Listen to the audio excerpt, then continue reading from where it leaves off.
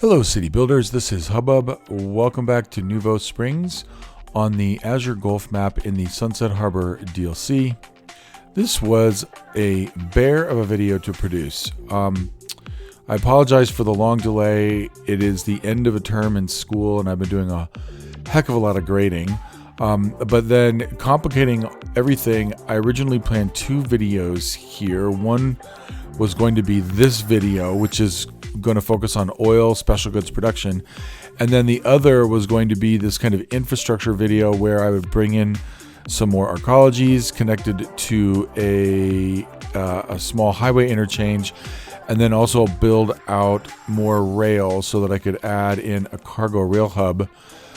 So what happened was I built out this really wonky interchange and then ended up not liking it and put in a new one and just kind of forgot to film it. So the part of this time lapse that was going to be another half of a video showing the construction of a highway interchange is kind of unnecessary because I'm not using it. What's going on here is I'm really preoccupied with finding the gentlest approach, so I'm using this old dried up riverbed to bring the rail up into the general vicinity of where oil special goods production will be, adding in this cargo hub. I like to put at least one cargo hub in every industry area possible. You can see from the traffic just looking at this ore special goods production. I think it's really necessary to build out the cargo rail network as significantly as possible. It helps keep traffic off the roads, and it also provides a nice network for all of the different industry components to be able to communicate with each other, especially as you're leading towards building unique factories. So here in this map, over the last few videos, I've been putting in the ore. We had the extraction facility up the road over here, and then this ore special goods facility right here. But then over to our right, which I guess would be north on the map, the way I normally orient it, I'll be building out oil special goods, and all of this needs to be able to be interconnected. So we're coming to a close here very shortly, and we're going to move into the main part of the video, focusing on oil special goods production. And then the next video, we will be turning on our unique factories and fine-tuning the production of luxury goods. Thanks everyone for being here, and we will get to the oil special goods production shortly.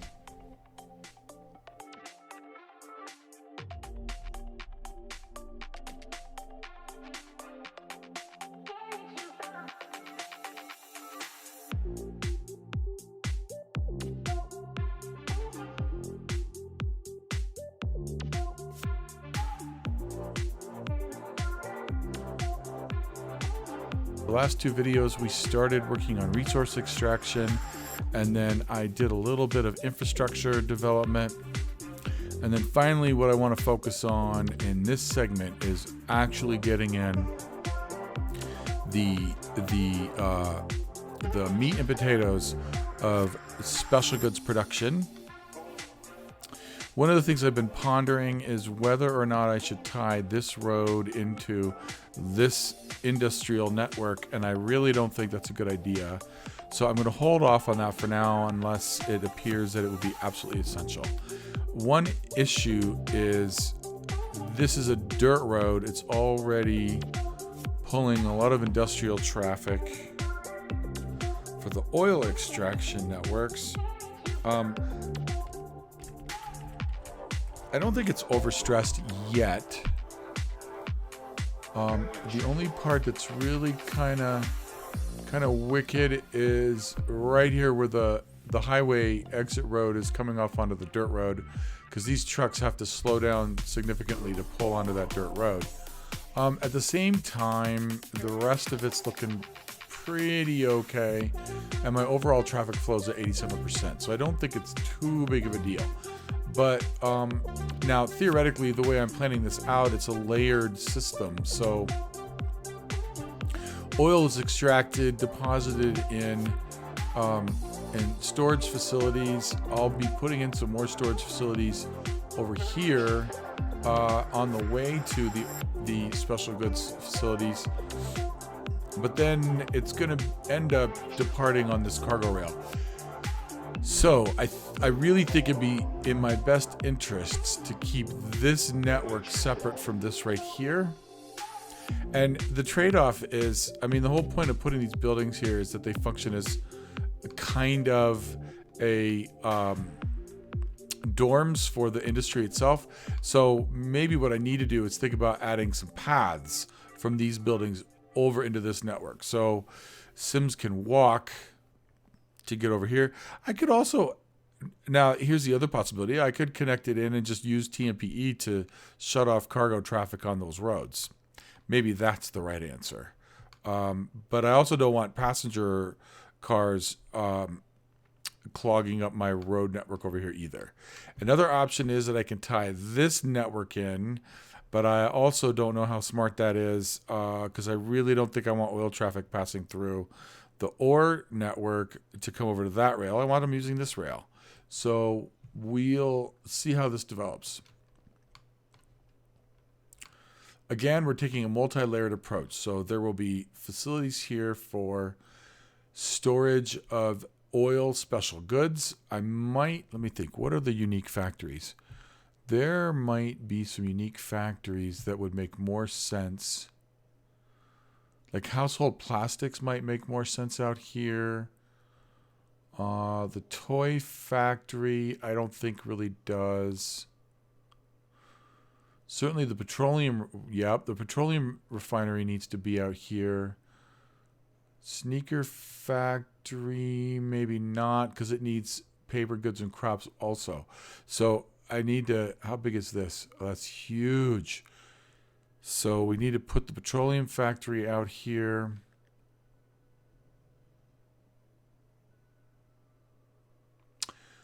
Household plastic factory could come out here as well, because it doesn't need anything other than petroleum and plastic. So we're actually talking about another layer. Okay, how do I want to do this? Let's start.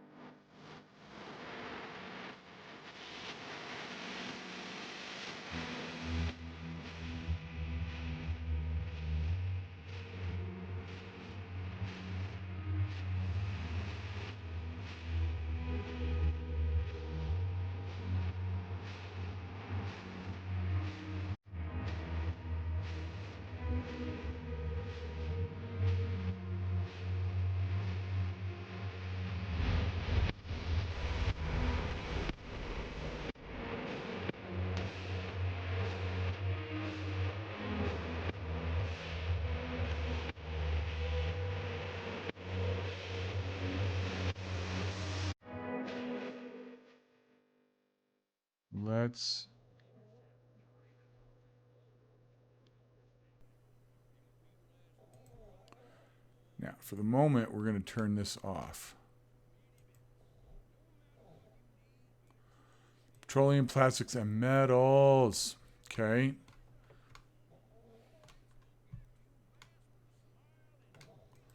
But what's it output?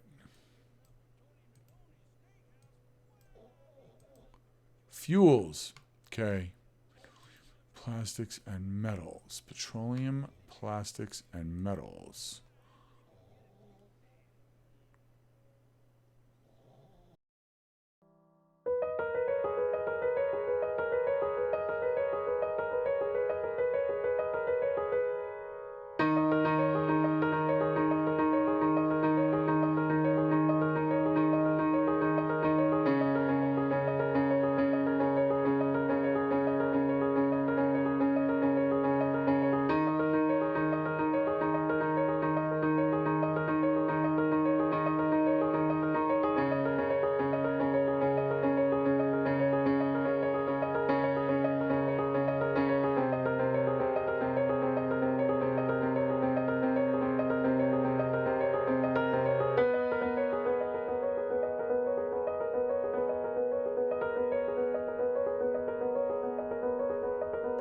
Okay, so we have this factory set up, although it's not turned on yet.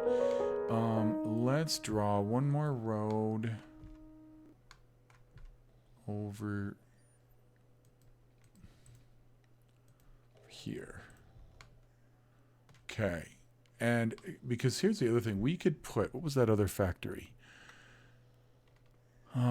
Household plastics needs petroleum and plastic special goods. Let's see.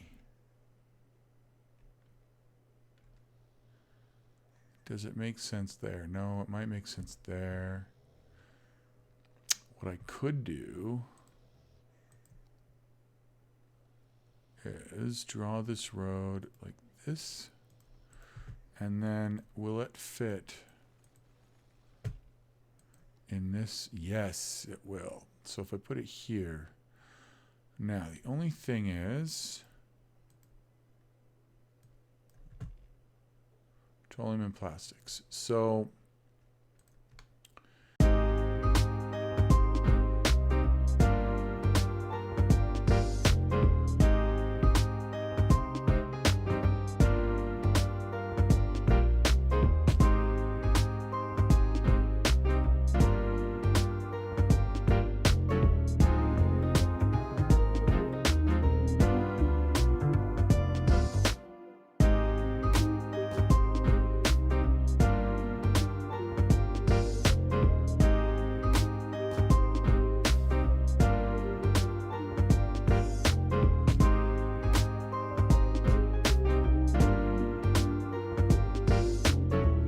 now building backwards.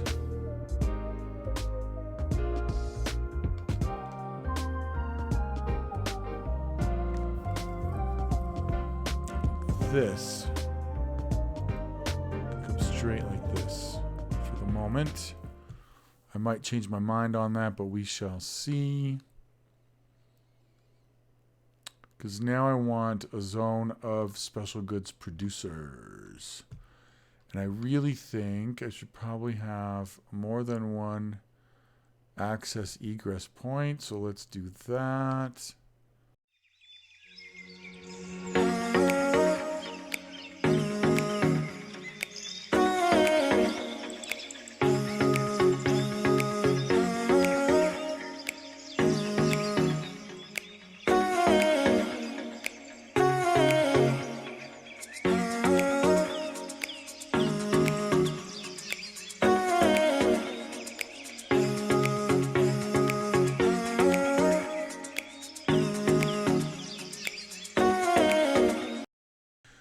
What I need to do is see special goods producers.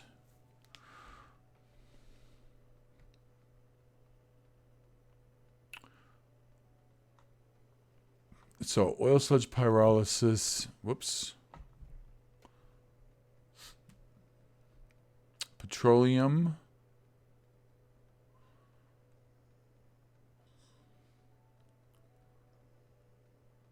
plastics, petroleum, plastics. Okay.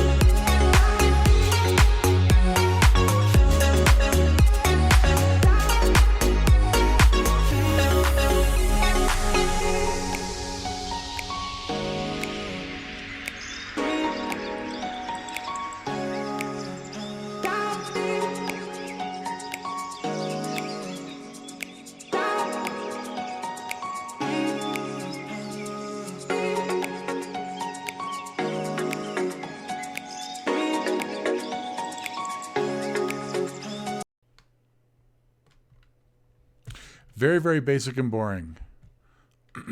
Simple street grid. We have petroleum production. We have petroleum. We have plastics production. We have plastics production. Let's see what our warehouses look like. Filling up. I have these set to balance. I wonder if I should make them full. This we could turn on now. And this we could probably get away with turning on now. And then we could clean this up.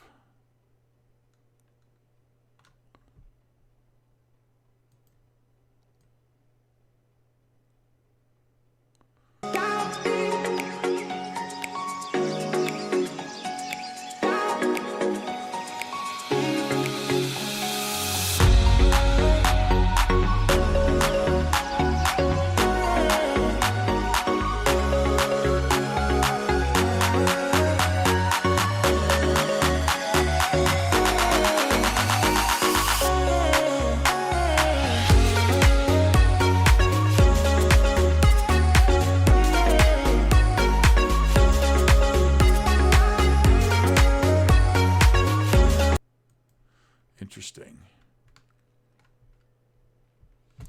Let's look at road traffic. We're good. Wow. How did I pull that off?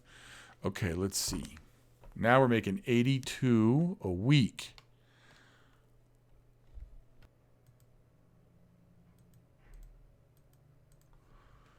Okay, very basic and boring.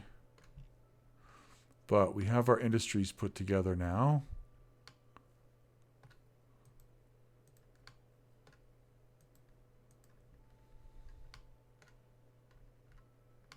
Oh, let me see how much we're importing. Not much. Look at that. We're still outputting 16,000 extra barrels of oil. Holy smokes. So I could increase, well, let's see. I don't know if I could double it.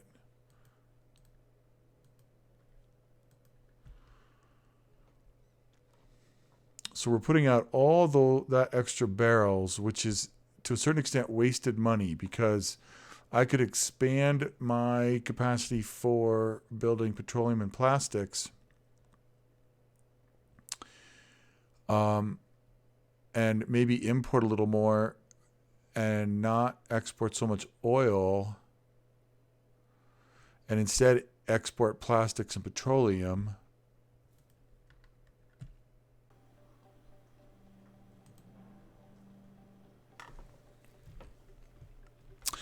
Welcome back one more time, City Builders. So at the end of that last segment, you may recall I was deliberating to what extent I wanted to increase production of plastics and petroleums. When I was looking at the overall oil industry, what I was discovering was that I was still overproducing exports of raw resource oil, and that's a real opportunity cost when you think about what is possible in terms of special goods production. So I continued that build and significantly expanded the production of petroleum and plastics to such an extent that here we are. We are still slightly overproducing oil, but you could see we're now importing some oil. So our production of petroleum and plastics are outstripping production of oil to the extent that we need to be importing some oil in order to keep the slack in the supply chain. And so in this area, I've dramatically increased storage, production of oil, and also at least doubled, if not tripled, production of plastics and petroleum throughout. And the industry itself is pretty profitable right now. It's profitable enough. Well, I'll get into that in a second. It's profitable to the extent that I'm producing 104,000 simoleons petroleum a week, exporting around 37,000 simoleons of plastics a week, still outputting raw oil. Now, that's going to tail back. The next video, I'm going to work solely on turning on unique factories. I have all these unique factories set up. Off camera, I've been working on that. And so this is going to scale back, and who knows, we may end up needing to expand capacity further. But we'll see. This zone now is almost overstressed. For the sake of detailing, I thought, what the heck, I'll put in some regular old industry to kind of spruce up and make some variety out of the appearance. And you can see the traffic has started to get a little bit dense. We're still moving 85, 86, 87% traffic flow. I had to do a little bit of redesign in here to adjust the flow using TMPE. So initially I just wasn't thinking about the impact that trucks coming out of these side roads turning across traffic would have. So I ended up putting in this roundabout, and any trucks that are entering this major collector / arterial in the center have to turn right, and these are dedicated turning lanes. Let's see if I can turn that on. Let's see. Can we see them? These are dedicated turning lanes. How do I do this? There we go. So these are all dedicated turning lanes. So traffic comes from the side roads, turns right onto this main boulevard. If it's trying to get to the cargo depot, it has to come up here, spin around the roundabout, and then come back the other way. And that might at first look inefficient, but it's actually more efficient than what was going on previously, because I had lots and lots of backing up of traffic. This toll road shows that I'm moving between 137 and 165 trucks a week through this intersection. It's a little bit clunky because I could have sworn that there was a 2-lane toll, and I couldn't find one. So we have 4 lanes of traffic, 2 lanes of traffic merging into one here, but it's not that bad. And so this here is a trick that I saw on a Biffa video. If you'll start with the road that's parallel, because you have to place that cargo terminal, but then if you draw out a road perpendicular to the terminal that accesses right at the entrance point, this is actually a more efficient access egress to a cargo terminal than having trucks come along and have to turn right in and then right to get out. So kudos to Biffa. Thanks to Biffa for such an awesome hack in the game.